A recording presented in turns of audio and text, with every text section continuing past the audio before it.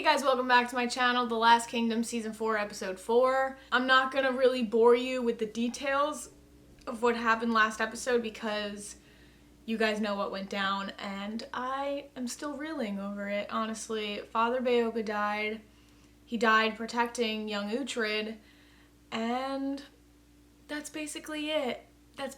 He died 5 minutes into the episode, which was crazy. Just the whole sack of Bebbanburg, them going in there, I knew it was going to be kind of a 1 in a million chance that anything would be successful. The fact that they didn't have enough men already alerted me into what was going to go down there, and the fact that Beoga at first was not going to go, and then he decided he wanted to go. I was like, yeah, that's a great idea. You know, he's escaping the wrath of Elswith, because he was starting to get on Elswith's bad side, and then as soon as he left, Elswith really wanted Beoga back. When they were on the water, the journey to Bebbanburg, and they were like, yeah, we got enough men, you know, it's kind of like a 2-to-1 ratio, but we could still take them down. I was kind of starting to think that it was going to be a disaster, because at that point, Elfrich's son, Widgar, I think his name is, ended up coming and bringing more men, more loyal men. So I knew it was just not going to be good. They were extremely loyal to the point that even when Widgar killed his father, they still were like, yeah, Uhtred, you're not the true heir. Widgar is the true heir. So, I mean, they were loyal. He said that they were loyal, so that all lines up. It sucks that Beoga had to die so early on in the season. I was definitely not expecting that. If any good comes out of that, it'll be Uhtred eventually going back to Bebbanburg. It'll probably happen towards the end of the season, and being successful at taking back Bebbanburg in Beoga's name and for himself and for his kid. And yeah, I know that they've been renewed for season 5, so I don't know if it's going to be that simple, but I think that they're going to close up, or at least I hope they close up the whole Bebbanburg storyline this season. So yeah, I'm going to shut up though and save most of my thoughts for after the episode. So without further ado, let's get into episode 4.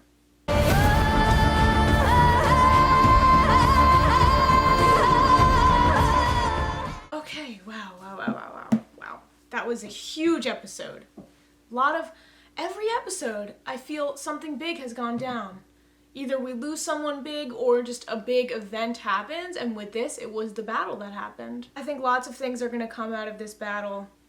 Bad things and good things. More bad things, probably. The good things that have come out are Canute finally dying, and I thought it was going to be Uhtred that killed him, but I manifested that Brida would be the one to kill him, and she came just at the right time. Right place, right time.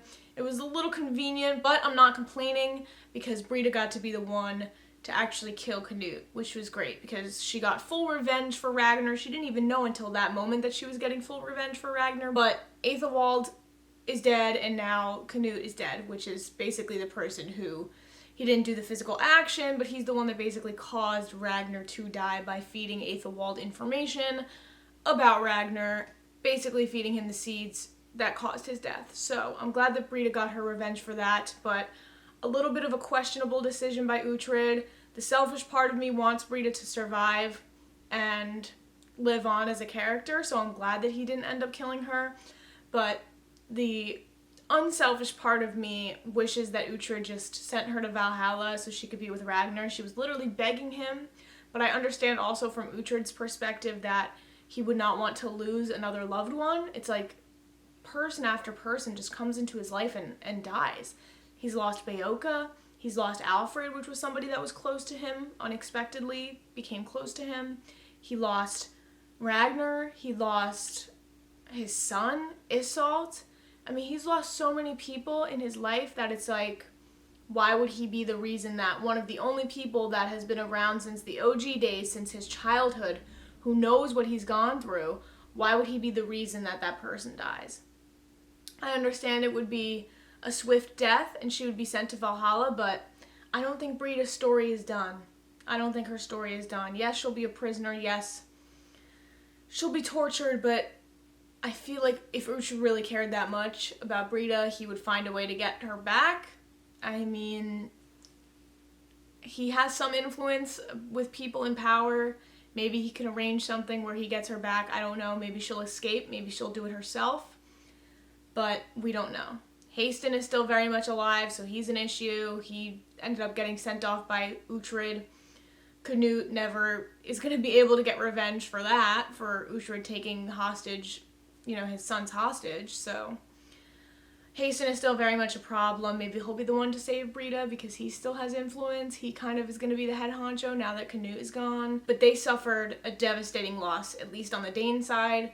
It's very difficult with this show to find somebody to root for since we have great characters on both sides. But I was rooting for Uhtred's side to win this one because I did think that they were outnumbered. Didn't realize that Ethelred was going to come in to save the day, but I should have realized that because of the information that his little spy, his little informant told him. But Ethelred got seriously wounded in battle. I didn't realize how serious he got wounded. He got hit in the back of the head, right? Was he hit? He was hit in the back of the head or he fell or something. I think he was hit. And he's bleeding out. He's either bleeding out or he suffered such a devastating hit to the head that he's going to be severely changed. It would be really interesting if his personality changed so much and he was like an actual nice person, or maybe he's not going to remember anything before the battle, which could work to the advantage of, I'm not sure what their names are, I forgot.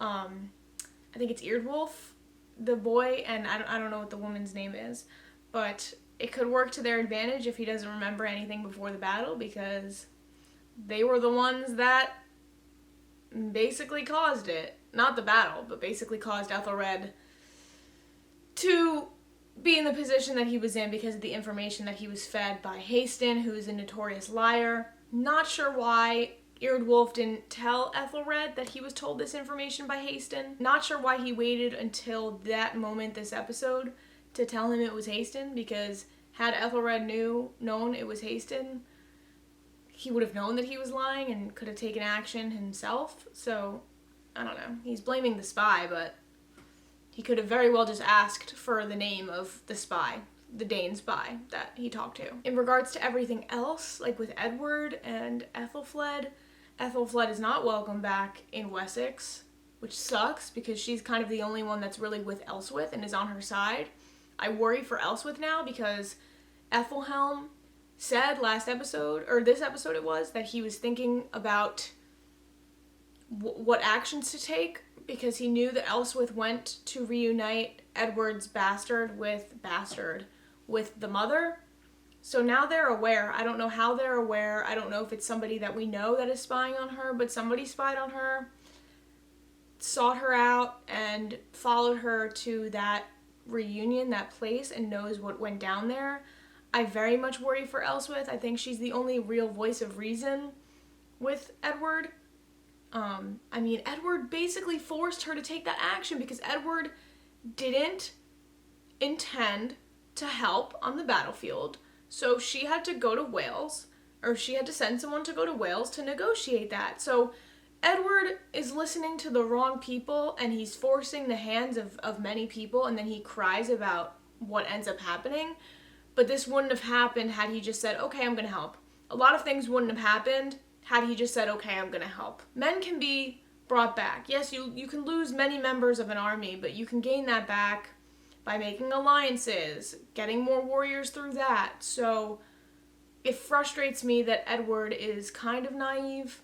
Maybe you guys have a different opinion. Maybe you don't think he's being naive. Maybe you think that he's getting like the villain edit for no reason right now and he's just in a shitty position. I guess it does suck being king and trying to make these decisions with so many voices in your ear, and we saw that last episode. But if I were in Edward's position and I knew that my father, my dead father, was known as the uniter, or the person who wanted to fulfill this vision of a solid, united England, I would trust the person who has known him the longest, who was probably very aware of all the battle strategies and his decision making, which is Elswith.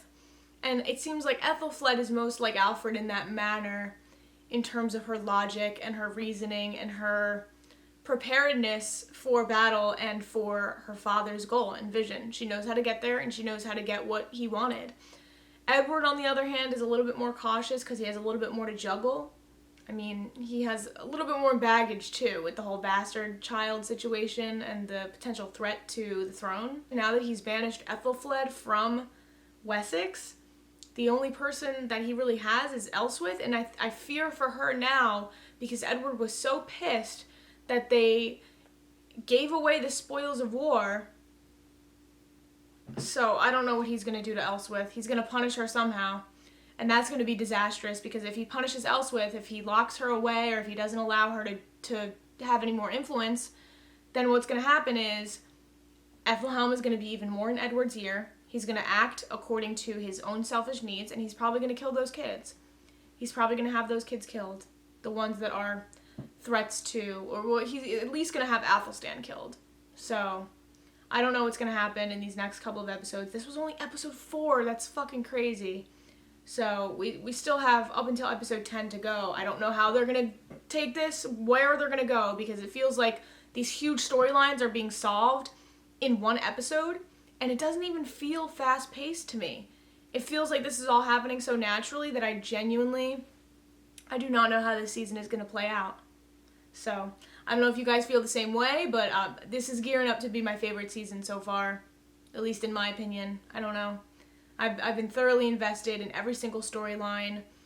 I feel so intensely. Every emotion is just heightened because of how deeply I feel for these characters. I cannot wait for the next episode. I'm going to try to binge it this week, the rest of the season. Can't make any promises, but I'm going to try to get these up for you guys as fast as possible. And yeah, I'm going to try to get into episode 5 now.